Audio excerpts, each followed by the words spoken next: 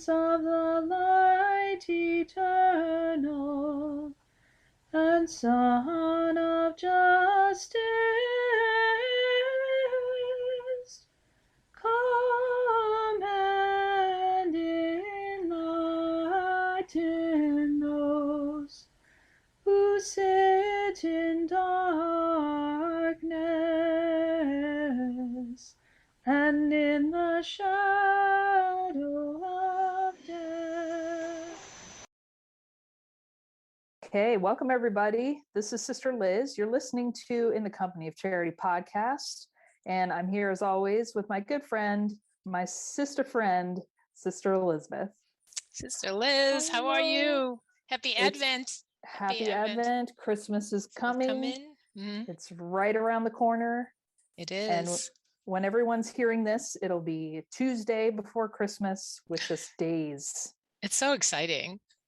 I'm stoked for Christmas this year. Yeah. I love when Christmas finally comes. I have to admit, I'm not a big preparation, like decorations person. I'm like, give me a candle and a window and a little manger scene and I'm happy.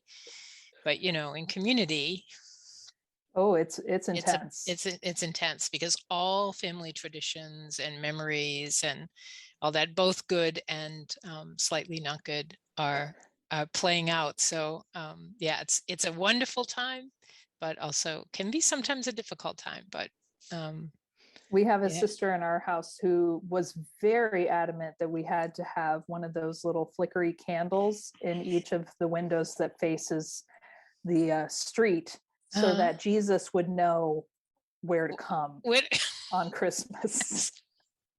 I said, is that a thing? Like, is that in the Constitution? So what is that?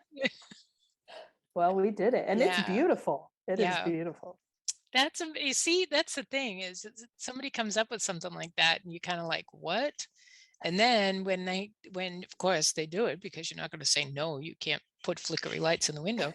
Then they do it and you drive by and you're like, that's so beautiful. You know, how nice is that? Yeah. It's like, I hate putting up the Christmas tree. It's just one of those things. I'm like, oh, do we need to do this? Drag all this stuff out, put all this stuff on the tree. It is a process, and the house is a mess for, a couple of days until you get all the boxes back. And then once the tree is up though, and we're all sitting in the community room, and it's like, it's beautiful. Okay. Yeah. Exactly. So isn't that kind of what life is like? It's kind of a mess in the process, but there's beauty always. Yeah. Yes. And you may have recognized the beautiful tones that our dear Claire has put at the beginning of a voice that may sound familiar to you with the O antiphon. But it is not me. It is not me. Just everyone needs to know that it won't even be familiar to me. You won't say, oh, that was Sister Elizabeth. Absolutely not. That was our songbird, Sister Liz. Go back and listen to it if you want after you hear this whole podcast. Yes. O Emmanuel. Yeah. Our King and Lawgiver. O antiphon for today. Yeah. And the O antiphons are great. And and you sing them beautifully in our novena. If anyone wants to hear it, we might be able to post that, at least that recording for that day. And for the 22nd and the 23rd, so you could finish out if you haven't listened to the novena with us in other ways. But Sister Liz has a beautiful voice and does a great job on a very difficult antiphon to the Magnificat part of the novena. But the novena is made up of different lines from the Liturgy of the Hours, correct? And then there's an antiphon in between, and we sing the Baptist cry. And it's a beautiful, talk about beautiful traditions, right? Yes. It's a beautiful one of my traditions. favorite things. Me too. That we do. Yeah, I don't sing at all, but I can't carry a tune. I love to listen to it. I love to listen to the other sisters when I'm in a house of people who can sing, when they sing. But yeah, it is. It's a beautiful way to really move into the O antiphon, the period of time right before Christmas. Yeah, it's kind of like you wait for that, and then everything can happen. Tree can go up, decorations go up, everything can happen once those start. So it definitely builds the anticipation and the joy of Christmas is coming. Yeah. Yeah. You can't stop it, So Mm-hmm. that's what it's like with babies. That's what it's like with life. When they're ready to Exactly. come, they're ready to come. You Yeah. know, I wanted to share with you a couple of things that I was thinking about during Advent because, I think every Advent is different, just like every Lent is different, right? It has a little different character to it, and just the prophets have been really hitting me Hmm. this season. Most of the first readings of all of the Advent season have been a lot from the prophet Isaiah and then other prophets about the promises of God. That what God's people were suffering in exile, waiting. When is this all going to be resolved? And we hear this one is really, really good, from Isaiah 35. And this was back in the second week of Advent, but it really is just so, I don't know, it just hit me really strong this time.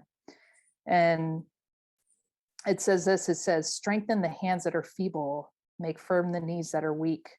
Say to those whose hearts are frightened, be strong, fear not. Here is your God. He comes with vindication, with divine recompense. He comes to save you. And it goes on, and towards the end, it's talking about how you're going to return to Zion, Mm-hmm. return from exile. And it says they will meet with joy and gladness, sorrow and mourning will flee.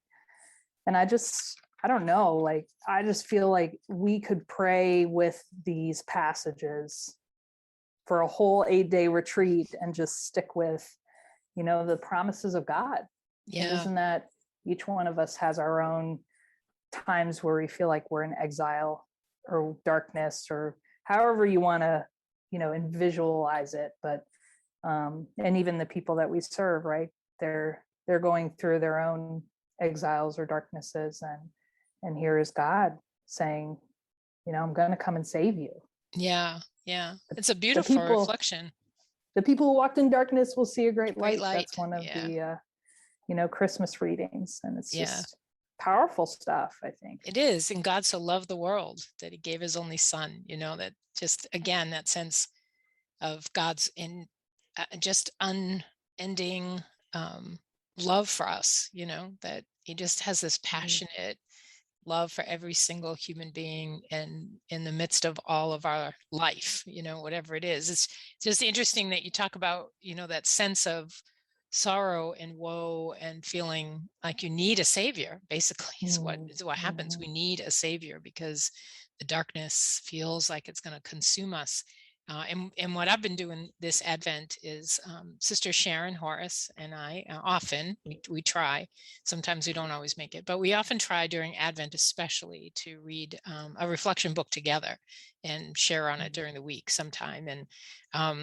And this year we've done one which I thought initially was going to be a little sad, because it's really based on grief. It's to help people through the sense of grief, especially around the holidays. It's really hard during this season to be losing a loved one, to have lost a loved one. I was thinking during COVID, how many people, again, the sadness of, as we keep hearing on the news and everywhere else, people coming to a table with an empty chair, for someone who's died.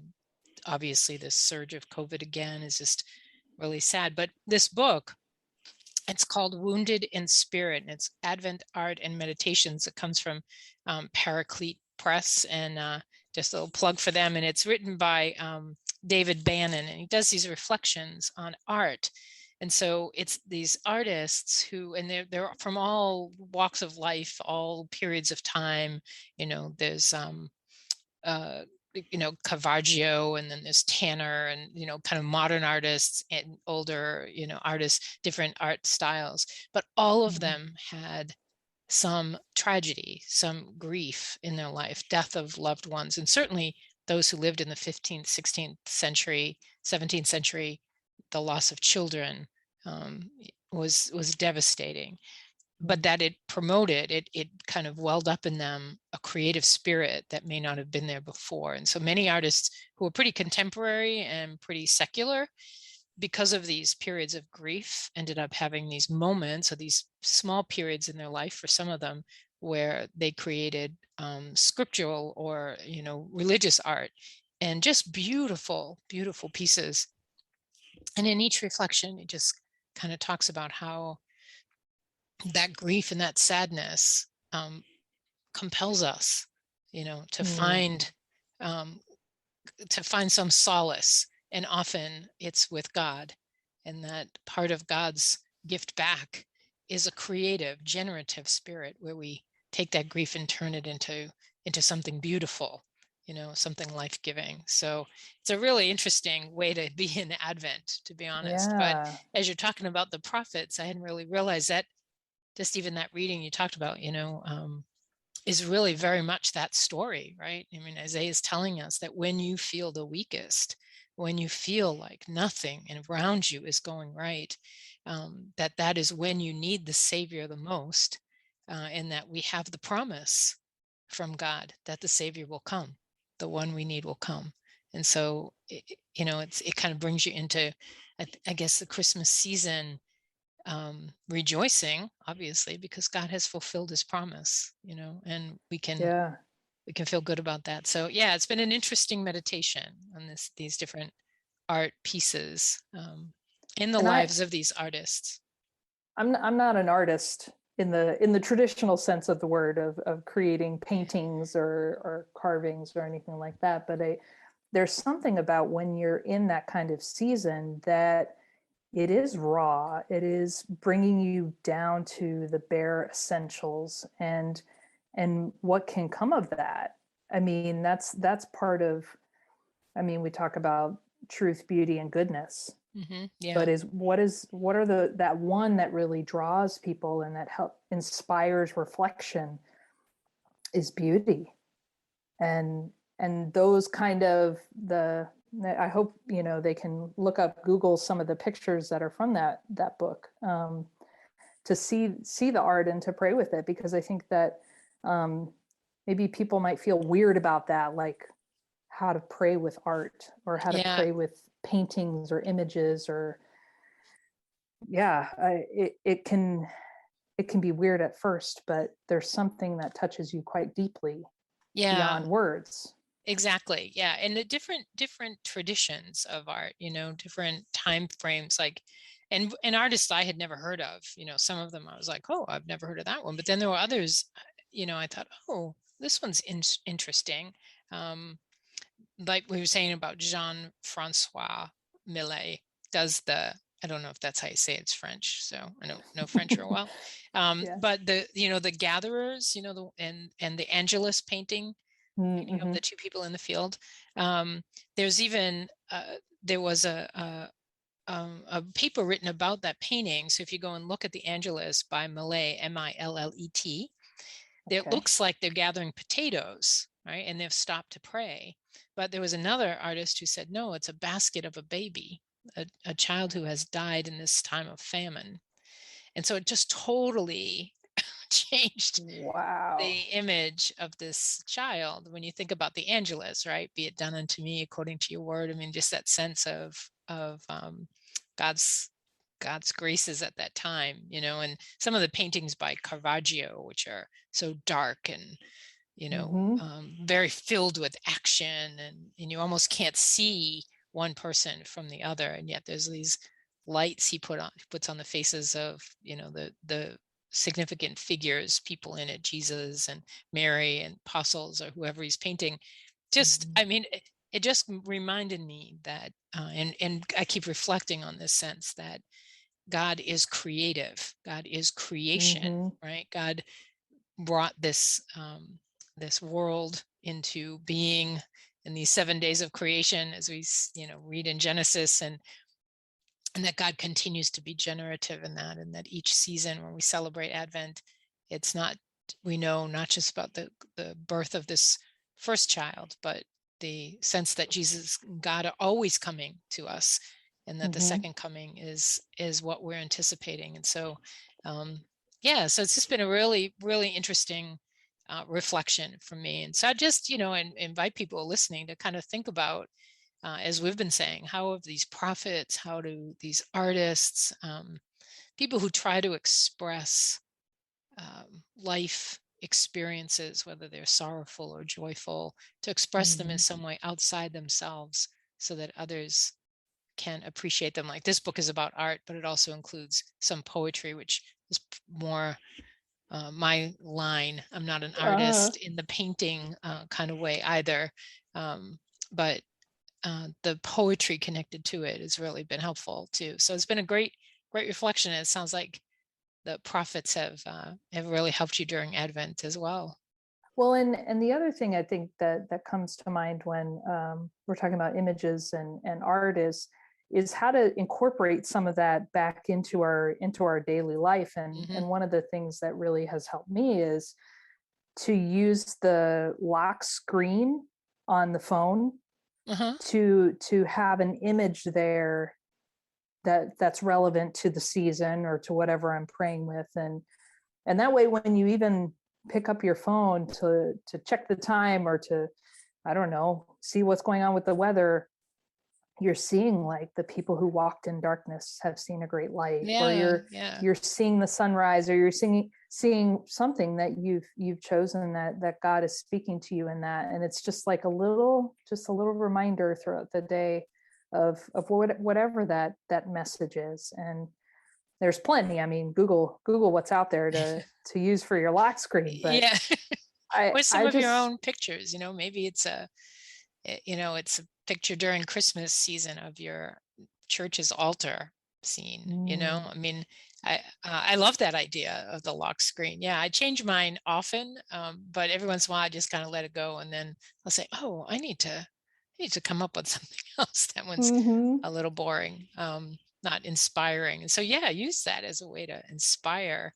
And I just, one of the things I love, I think you probably experience this too, although Texas is a little bit more Catholic than some of the Bible Belt states that I've been in, where Catholics are only like 3% of the population. Exactly. And so this is a time when you realize the difference in some ways, that Catholics have this tendency to celebrate after the feast day, not before the feast day, right? Exactly. And so, to have that picture of a nativity starting on Christmas Day and use it for the 12 days of Christmas, which are the 12 days after Christmas, not the 12 days before Christmas. That you use that time during the Easter octave to remember that all of what we just spent 4 weeks waiting for, and what we're still celebrating is the divine gift of this child, Mary's yes. So we were saying in the episodes around St. Joseph's, the year of St. Joseph, which just ended on December 8th, that both Joseph and Mary have these amazing experiences of Magnificat, right? Of their fiat, of their yes. And maybe that's time to spend saying, how have I said yes to the Christ child again? Yeah. And the last thing I think that's obviously important to us as Daughters of Charity and the work that we do is how are we bringing to mind and incorporating the people in need, the people we serve, the people who are suffering throughout the world. When we're recording this, we just heard about all of the tornadoes that really flattened a good number of communities. And pray for those people for sure. Those families who not only lost loved ones, but now don't have a place to live either. And what a time for all of that to sort of happen. But isn't messy humanity? This is what Christmas is about. It's the joy and the darkness. It's the stable, but the Christ child also. And so we're kind of trying to bring that all together and be united in that common human family. And here's God himself, who wants to be with us so badly. He will come down and be one of us. Yeah. It's a beautiful reflection. I think as we move through all of these seasons, but especially Advent and Christmas, and remembering that this is a time when, when families try to be together, and when we think about that sense of the Holy Family, and to have such tragedy as was happened because of the tornadoes, you just can't even fathom when you're not in that space, to even fathom what that must be like. And as I was saying, I'm up here in New York, and we're having some of the worst COVID positive days that we had since the beginning of this crazy pandemic. And so we're all back in masks, and things are getting canceled, and and it seems tragic. The Rockettes are canceled. This was going to be their first. Sounds almost absurd to even mention it in the midst, but I think when you start like the canary in the coal mine, if the Rockettes aren't doing it. Well, and they tried, they've been practicing, thinking they were going to get it together this year. And again, it's kind of an absurdity in the midst of talking about tornadoes, but you just realize that tragedy, just affects everything at this level, that nothing is untouched because of it. And so for some people, that's a sign of how bad it can be, and again, it sounds crazy, but it tells you how things are not getting better, and that can be really depressing and really sad. But yet we still have the promise. We still have the promise that the one we're waiting for will come. And, and we hope that he finds us doing what he wants, being good to one another, being kind to one another, being helpful to one another, bringing good cheer, spreading the good news, all those things that sometimes feel hard, at times when nothing seems to be going right. We have a couple of families who just had, one family just had twins, and they're also caring for a paraplegic family member. They had 2 other small children. So it's a house that's very, struggling a lot. And they're not a Christian family, but, we kind of go over with our gifts for the kids, and just to see their joy at seeing our joy in being able to bring just some cheer to their kids in a kind of difficult time, and these precious baby girls. Oh my goodness. Wow. You can't look at this new life and not feel just how amazing God is.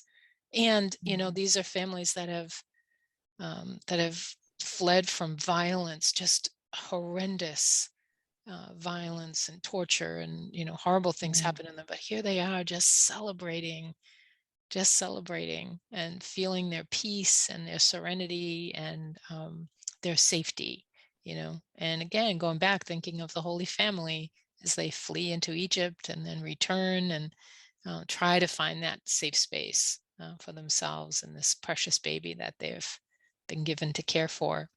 It's amazing times, amazing times. Well, and I just I have to laugh because we had a meeting with the bishop, a little dinner, and you were asked to bring a baby Jesus, and they were doing this little white elephant exchange. And people exchange with the baby Jesus, right? Like different. Everyone had Jesus figurines, and it was just so hysterical because some of these baby Jesuses, I mean, you've seen these newborns that just were born. This one baby Jesus, I swear he's 2 years old. He had a full head of hair. I mean, he was not going to fit in that manger. Yeah. But what a fun time it was seeing. I bet. Then there was one of those little baby Jesuses that they put in the king cake, or the cake for January 6th, and it's like pink ones, like. No, that's a little too small. That's a little too small, yeah. But aren't we funny? I mean, traditions and the way we try to manifest, in that's art, right? That's somebody's created these things. And yet we have them, like the bishop can say, hey, bring your baby Jesus, and everybody's got one, I mean, and that's the other astounding thing. But then to swap them around is also really interesting. Too funny, but all in all, we love having our little co-host chats, but we recognize that all of you are out there, and we certainly pray for you. Everybody has their own crosses that they're bearing, and darknesses that they're waiting for that little glint of light, glimmer of light coming. And so just know that we're praying for you, and we hold all of your intentions, all of your needs and worries, certainly during this time of Advent and Christmas, that God will break into your lives in a special way, just like he broke into humanity. And here he Yeah. is. Yeah, absolutely. And no, at times when you feel like you can't pray for yourself and you're not sure how to enter into these times, know that we're praying for you and with you. Sometimes you can't find the word yourself. Trust that others are praying for you and that the Spirit will give you the words you need, to bring your petitions and your needs to God, because that's what he's waiting for. He's just waiting to hear from us, waiting to hear how we're living this wonderful life that he's given us. And and trust that we're definitely praying for you every day. And you'll hear from us again in 2022. We've got way more episodes to start releasing, and awesome interviews already done and slated to be recorded. So we're excited, and you guys are going to find some amazing content, inspiration, all of that good stuff for the new year. Absolutely. Yeah, we'll see you in 2022. Ooh.